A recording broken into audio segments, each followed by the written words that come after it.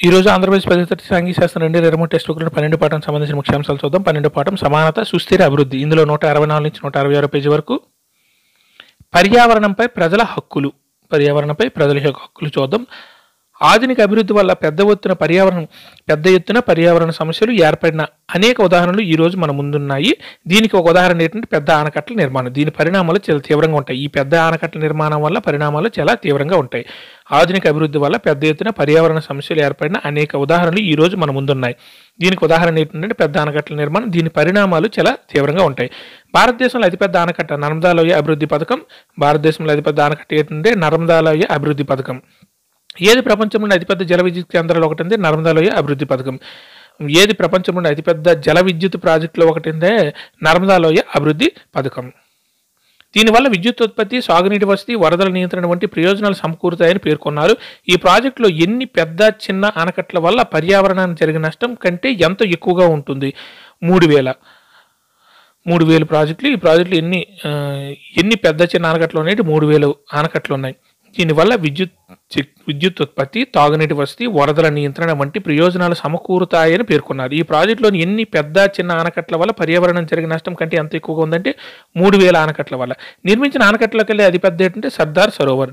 ఈ 3000 ఆనకట్టలో అతిపెద్దది ఏంటంటే సర్దార్ సరోవర్. దీనివల్ల ఎంత అడవి వ్యవసాయ భూమి ముంపునకు గురవుతుందంటే 37,000 హెక్టార్లు. దీనివల్ల ఎంత అడవి వ్యవసాయ భూమి ముంపునకు గురవుతుందంటే 37,000 హెక్టార్లు. ఎంతమంది ప్రజలు దీనివల్ల నిర్వాసితులు అవుతున్నారంటే 5 లక్షలకు పైగా ప్రజలు. ఎంతమంది ప్రజలు దీనివల్ల నిర్వాసితులు అవుతున్నారంటే 5 లక్షలకు పైగా ప్రజలు.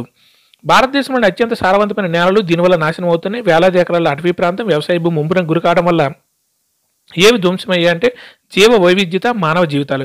భారతదేశంలోని అత్యంత సారవంతమైన నేలలు దీనివల్ల నాశనం అవుతున్నాయి. వేలాది ఎకరాల అటవీ ప్రాంతం వ్యవసాయ భూమి ముంపునకు గురి కావడం వల్ల ఏవి ధ్వంసమయ్యాయంటే జీవ వైవిధ్యత, మానవ జీవితాలు. నిర్వాసితులైన వాళ్ళలో అధిక శాతం ఎవరంటే ఆదివాసీలు, దళితులు. ఈ ఆనకట్టలు కట్టడం వల్ల నిర్వాసితులైన వారిలో అధిక శాతం ఎవరంటే ఆదివాసీలు, దళితులు. మధ్యప్రదేశ్లోని జుబువా జిల్లా జలసింధి గ్రామానికి చెందిన బాబా మహలియా 1994లో మధ్యప్రదేశ్ ముఖ్యమంత్రికి ఈ క్రింది ఉత్తరాన్ని రాశాడు. ఇది గిరిజన భాష దీనిలో రికార్డు చేయగా హిందీలోకి అనువదించారంటే గిరిజన భాష అయిన బిలాలలో రికార్డు చేయగా హిందీ భాషలోనికి దీన్ని అనువదించారు. మధ్యప్రదేశ్లోని జుబువా జిల్లా జలసింధి గ్రామానికి చెందిన బాబా మహలియా 1994లో మధ్యప్రదేశ్ ముఖ్యమంత్రికి ఈ క్రింది ఉత్తరాన్ని రాశాడు. ఇది గిరిజన భాష అయిన దీనిలో అంటే బిలాలలో రికార్డు చేయగా హిందీలోకి అనువదించారు. ఈ ఉత్తరంలోని కొంత భాగాన్ని ఇక్కడ ఇస్తున్నాం. ఇది అభివృద్ధి అనే భావననే ప్రశ్నిస్తుంది. అభివృద్ధి అనే భావన ఈ ఉత్తరం అనేది ప్రశ్నిస్తుంది. ప్రియమైన దిగ్విజయ్ సింగ్ గారు అంటే అప్పుడు మధ్యప్రదేశ్ ముఖ్యమంత్రి దిగ్విజయ్ సింగ్ గారు అనుకుంటా.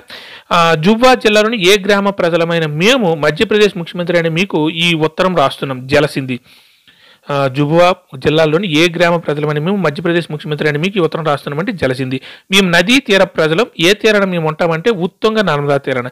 మేము నదీ తీర ప్రజలం. ఏ తీరాన మేము ఉంటామంటే ఉత్తుంగ నదీ తీరాన, ఉత్తుంగ నర్మదా నదీ తీరాన ఉంటాం. ఈ సంవత్సరం అంటే 1994 సర్దార్ సరోవర్ ఆనకట్ట వల్ల మధ్యప్రదేశ్లో ముంపునకు గురయ్యే మొదటి గ్రామం ఏంటంటే జలసింధి అయిన మా గ్రామం. ఈ సంవత్సరం 1994 సర్దార్ సరోవర్ ఆనకట్ట వల్ల మధ్యప్రదేశ్లో ముంపునకు గురయ్యే మొదటి గ్రామం ఏంటంటే జలసింధి అయిన వాళ్ళ గ్రామం పేరు జలసింధి అయిన మా గ్రామం. వాళ్ళ గ్రామం పేరు జలసింధి. మొదటి ముంపునకు గురైన గ్రామం ఏంటంటే జలసింధి. మాతో పాటు ఏ ఇతర గ్రామాలు కూడా మునిగిపోతాయి. సాగర్జా, కకర్శిల, అకాడియా వంటి 4-5 గ్రామాలు. మాతో పాటు ఏ ఇతర గ్రామాలు కూడా మునిగిపోతాయంటే సాగర్జా, కకర్శిల, అకాడియా వంటి 4-5 గ్రామాలు. మా ఊళ్ళోకి నీళ్లు వచ్చి ఇల్లు పొలాలు మునిగినప్పుడు మేము కూడా మునిగిపోతాం. ఇది మా గట్టి నిర్ణయం. ఏంటంటే మా ముంపున గురికానున్న ఏ గ్రామానికి చెందిన ఆదివాసీ ప్రజలు తాము కూడా మునగటానికి ఎందుకు సిద్ధమవుతున్నారో తెలియచేయడానికి మీకు ఈ ఉత్తరం రాస్తున్నాం. జలసింధి గ్రామానికి చెందిన ఆదివాసీ ప్రజలు తాము కూడా మునగడానికి ఎందుకు సిద్ధమవుతున్నారో తెలియజేయడానికి మేము ఈ ఉత్తరం అని రాస్తున్నామని చెబుతున్నారు. మీరు మీలాగా పట్టణాల్లో ఉండే వాళ్ళందరూ కొండల్లో నివసించే మేము పెద్దవాళ్ళమని, అడవుల్లోని ఎవరి మాదిరి జీవిస్తున్నామని అనుకుంటారంటే కోతుల మాదిరి. పెద్దవాళ్ళు కాదు, పేదవాళ్ళమని అడవుల్లోని ఎవరి మాదిరి జీవిస్తున్నామని అనుకుంటారంటే కోతుల మాదిరి. మీరు మీలాగా పట్టణాల్లో ఉండే వాళ్ళందరూ కొండల్లో నివసించే మేము పేదవాళ్ళమని, అడవుల్లోని ఎవరి మాదిరి జీవిస్తున్నామని అనుకుంటారంటే కోతుల మాదిరి జీవిస్తున్నామని అనుకుంటారు మీరు. గుజరాత్లోని మైదానాలకు వెళ్ళండి, మీ పరిస్థితి మెరుగుపడుతుంది, మీరు అభివృద్ధి చెందుతారంటూ మాకు సలహాలు ఇస్తారు. కానీ మేము 8 సంవత్సరాల నుంచి పోరాడుతున్నాం, మేము లాఠీ దెబ్బలు తిన్నాం, అనేక సార్లు జైలుకి వెళ్ళాం. ఏ గ్రామంలో పోలీసులు మా మీద కాల్పులు కూడా జరిపారు, మా ఇళ్లను ధ్వంసం చేశారంటే అంజనవర గ్రామంలో. ఏ గ్రామంలో పోలీసులు మా మీద కాల్పులు కూడా జరిపారు, మా ఇళ్లను ధ్వంసం చేశారంటే అంజనవర గ్రామంలో. గుజరాత్ వెళ్తే మా పరిస్థితి బాగుపడేటట్టు అయితే ఇప్పుడు కూడా మాలో అందరూ అక్కడికి వెళ్ళడానికి ఎందుకు సిద్ధంగా లేరు? మీ అధికారులు, పట్టణంలో ఉండే ప్రజలు ఏటవాలుతో ఉండే కొండల నివాసానికి అంత అనువుగా ఉండవని భావిస్తారు. కానీ అడవులతో ఏ తీరాన మా భూములు ఉండటం మాకు ఎంత బాగుంది. నర్మదా నది తీరాన మా భూములు ఉండటం మాకు ఎంతో బాగుంది. కొండవాళ్ళ నివాసానికి అంత సులువుగా ఉండవని భావిస్తారు. మీ అధికారులు, పట్టణంలో ఉండే ప్రజలు ఏటవాళ్ళతో ఉండే కొండలు నివాసానికి అంత అనువుగా ఉండవని భావిస్తారు. కానీ అడవులతో ఏ తీరాన మా భూములు ఉండటం మాకు ఎంతో బాగుందంటే నర్మదా నది తీరాన. ఎన్నో తరాల నుంచి మేము ఇక్కడ నివసిస్తున్నాం.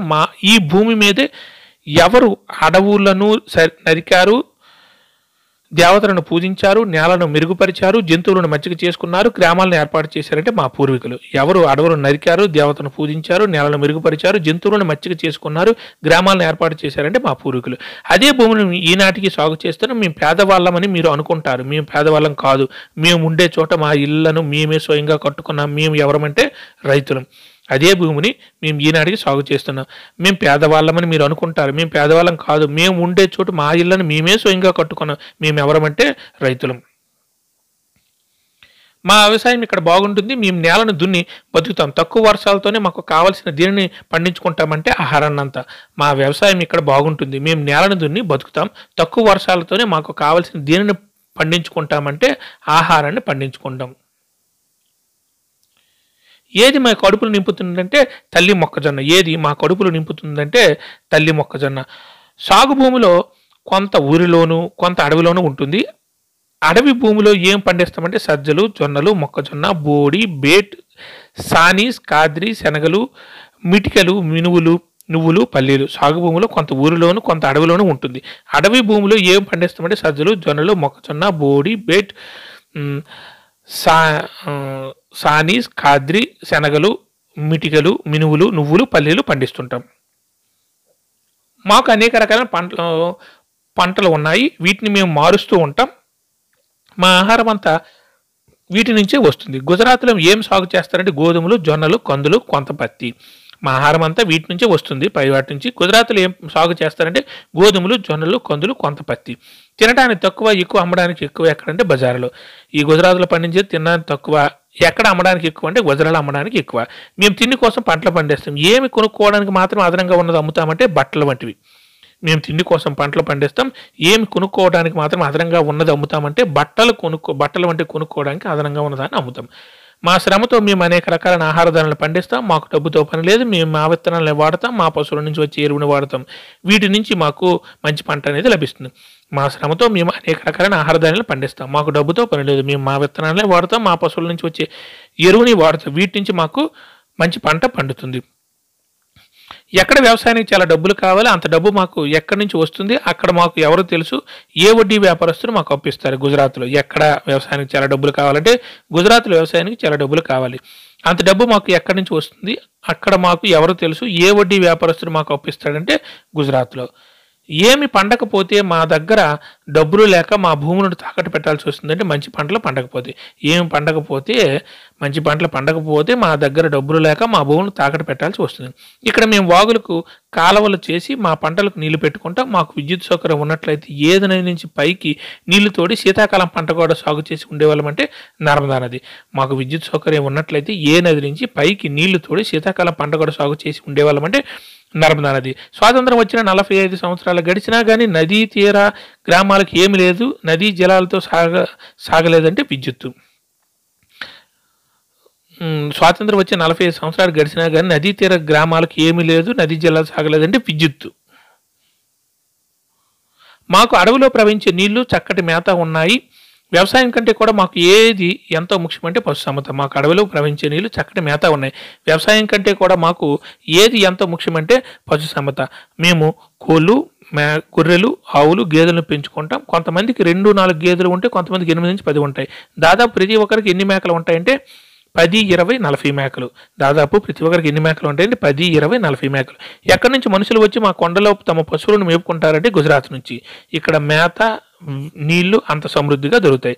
ఎక్కడి నుంచి మనుషులు వచ్చి మా కొండల్లో తమ పశువులను మేపుకుంటారంటే గుజరాత్ నుంచి. ఇక్కడ మేత, నీళ్లు అంత సమృద్ధిగా ఉంటాయి. Thank you.